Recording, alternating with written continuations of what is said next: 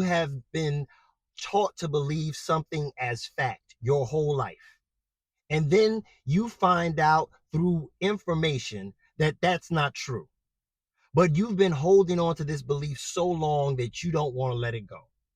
Case in point, we walk around thinking Jesus is white when in the scripture it has told us that he has hair of wool and skin of burnt bronze. That doesn't seem to describe a Caucasian man that we see on many walls and many places in churches. But that's cognitive dissonance. And I would say that is the same cognitive dissonance women have used when it came to Cassie. She was just this battered young woman that didn't know any better, and she was doing these things just to please Diddy. And with the cross exam, we found out that wasn't true.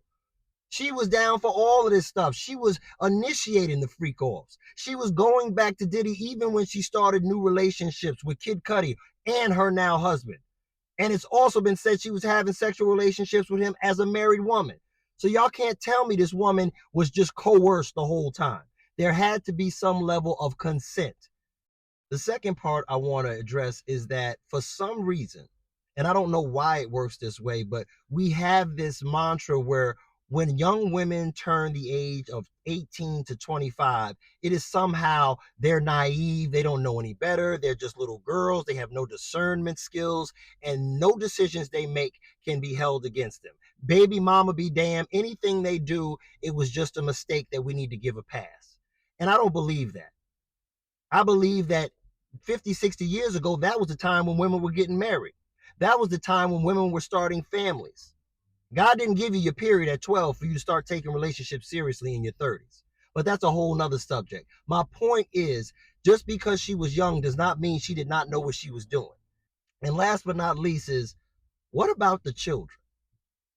This woman has two young children and one that's due any day now, and they are eventually going to grow up to hear and see all of these disgusting things that their mother did.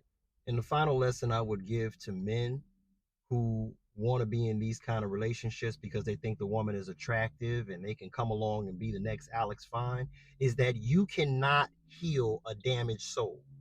A damaged soul will only torture you and make your life miserable in the long haul.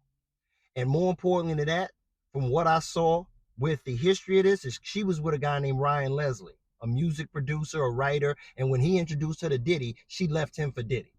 And what that says to me is a woman like that will go to the highest bidder. And any woman like that is not a woman I would want for my son. Just like a man like Diddy that would put his hands on a woman is not somebody I would want for my daughters.